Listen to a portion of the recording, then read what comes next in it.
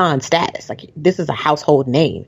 He is an American staple.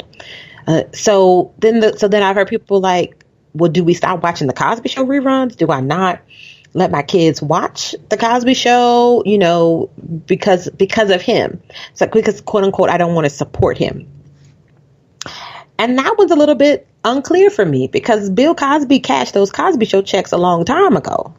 I'm sure he still lives off some sort of residual, but he also had lots of other entertainment revenue streams. I'm sure he invested in lots and foundation money. I'm sure he has money. So I don't know that you not watching the Cosby Show reruns really impacts him in that way. So then we take a Roseanne Barr, who showed her entire ass. Can I say ass? I mean, it's your podcast. I mean, this is Doobie Dee with Dr. Nikki. If you want to say it, say it. Sometimes you just have to say the whole phrase. I just didn't know if that sort of language was okay. Are you talking about the FCC? Yes, whatever. Ain't nobody worried about the white man trying to control the airwaves today. We are today. Certain words I can't say during the day. No, there are some words I don't want you to say, please, or else I have to put it as explicit, which gives it. That's right. That's what I meant. Yeah, no, ass is not one of those. Okay, so I'm gonna say, well, Roseanne Barr showed her entire ass a few weeks ago with tweets about. She called that woman horrible things. I'm not going to even repeat it, but she made a highly unapologetic or inexcusable, or she tried to spin it at some point that she was high off of Ambien, whatever, but it was a very racist comment.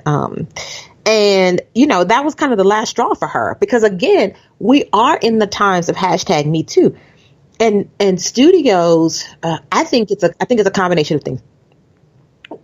Social media has given consumers of media a lot of voice and power. And folks will shut stuff down. So I think producers and entertainment studios have become a lot more attuned to the audience in reference to some of their products. And so people were not having it, and they pulled the show. And I'm really okay with that. I was really okay with that one. So for me, like, that's also a way, a more clear consequence. You engage in morally abhorrent behavior, you violate the social rules, or you violate laws, there are consequences. So you shouldn't get to keep taping your show and making money and revenue from that. I have to jump in here for a second. Okay, yeah. Because you said something that I found interesting, and I just want to clarify a few things. One, it was three indictments. And I was correct in that, because I remember reading this before about the three ladies. But two, you said that you don't know about the Cosby Show because it's playing now, and he cashed those checks before, But then said with Roseanne Barr, it's stopping her checks today.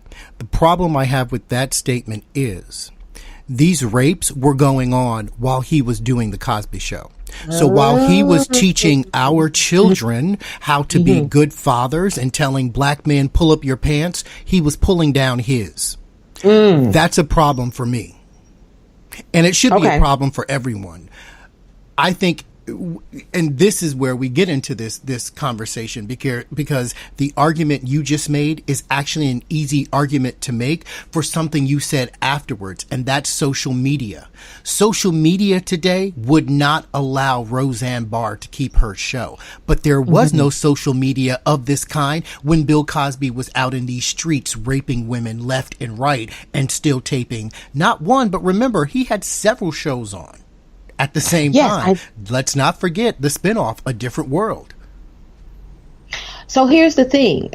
The other part about it is what has happened in the Cosby aftermath are all of these people that were in his world, in his orbit over the years, who have come out and basically said, oh yeah, everybody knew Bill was a rapist.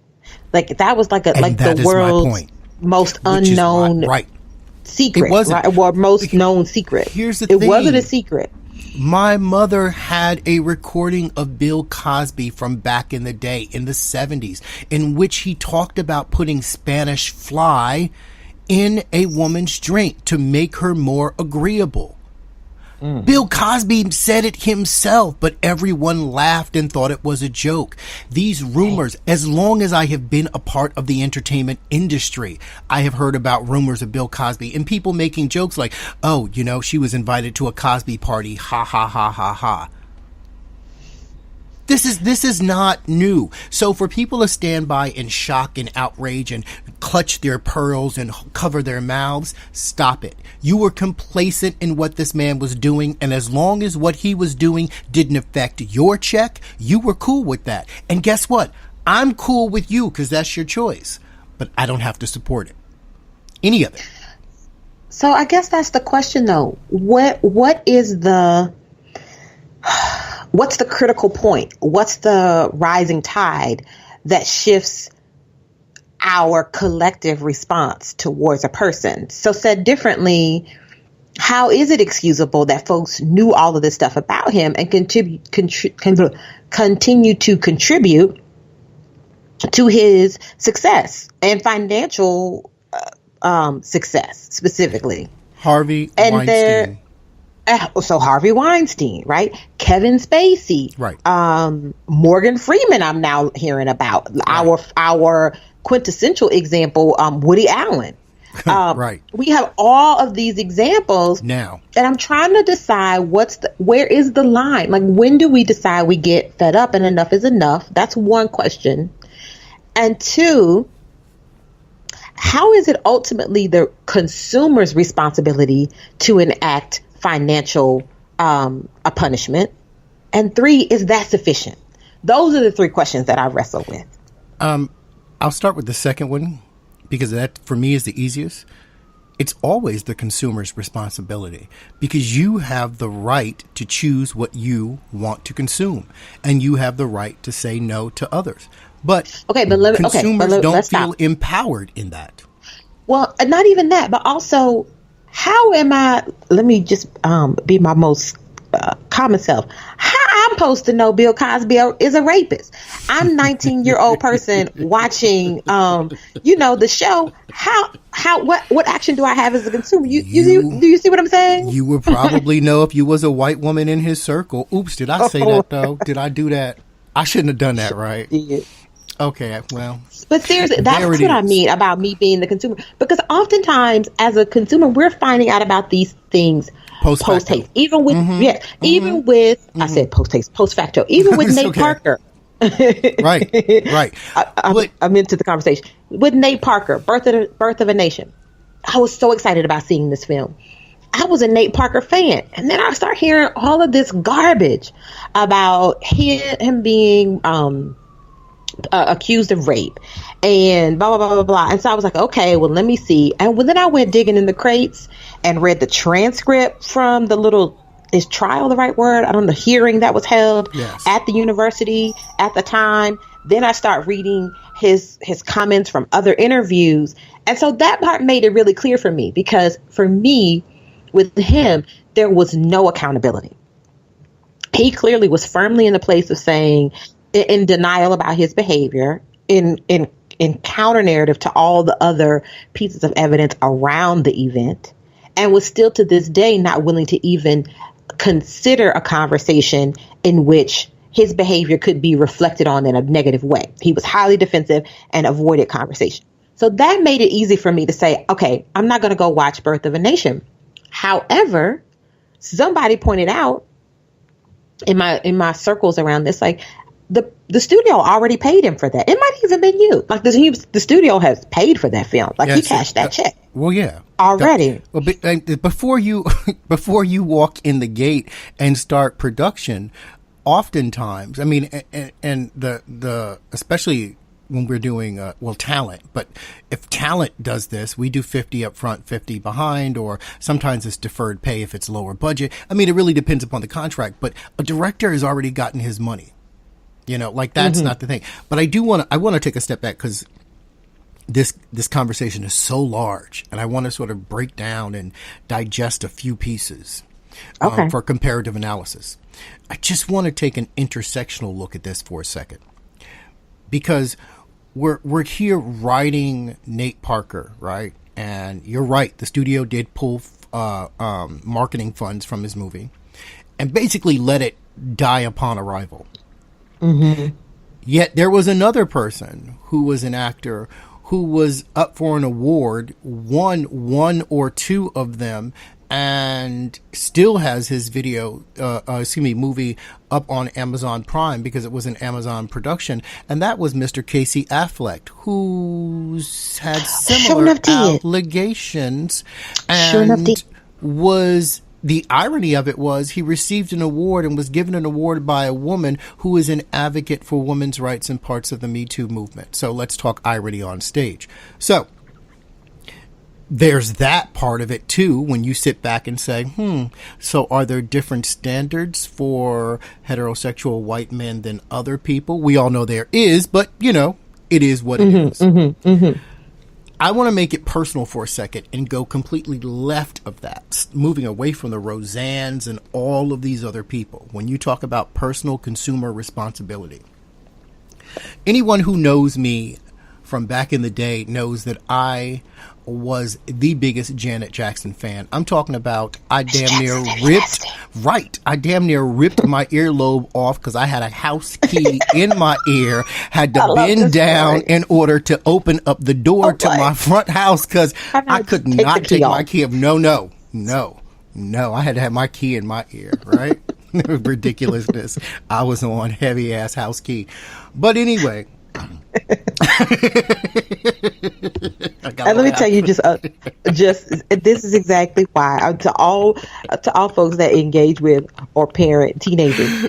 This is why, as intelligent as your teenager may be, that prefrontal cortex has not fully developed to help them with that executive plan. My cortex to be able was to tell developed. This dumbass, take the earring off, boo. You didn't even have to take the whole key off. I couldn't. Just take the earring off. But here's the thing, I could not, because the key was a part of a keychain. It was like the whole, I didn't just put a key, like a loop, it was the whole thing. I'm trying to let you know. I'm trying to let you know I almost pulled. My mother finally had to tell me, get that boop off your head before you rip your boop ears. Yes, I self-censor. But I'm listening to Janet and I'm loving Janet, right? And she's giving me Rhythm Nation. I'm walking down the street doing all types of dance moves. And then she like, if I was your girl, and yes, baby, the things I do for you. I done use that one on many a sultry night, right? And we fast forward and I'm loving Janet and I'm listening to where music is going, and I'm not liking a lot of the things that where music is going. I'm not a big fan of the N-word. I understand how people use it as a term of endearment. It's your personal philosophy. I validate your personal philosophy, accept it for what it is. It's just not for me. So it doesn't work for me. So I've chosen not to be a part of that. And then one day I'm listening to Janet's new single. So 10 years ago at this point. And I'm just all about it. And she goes, got a body like a CL5, make a nigga want to test drive, 'cause I'm so damn fly. And I stopped my MP3 player and said, did Janet Jackson? She didn't say that. And the song was called Feedback. Light skin, dark skin, my Asian persuasion, I got them all. That's why these girls out there hate, and I'm sexy. And that was my jam. And then I heard that part. And I say this to you to say, that was the last Janet Jackson song I have ever purchased. Because as much as I love her, I love myself more being a black man. And I'm not going to validate people who have not who don't understand my pain or experience as a black man to run around using that word because Janet said it. So it's not about these easy demons. It's real easy to take and point our finger at a Bill Cosby because that's an easy mark. R. Kelly, easy mark. Roseanne, easy mark. But personal responsibility is about us. What are we willing to accept? And there are things that for me are zero tolerance. I have subsequently never seen the movie with Casey Affleck. I don't know if the allegations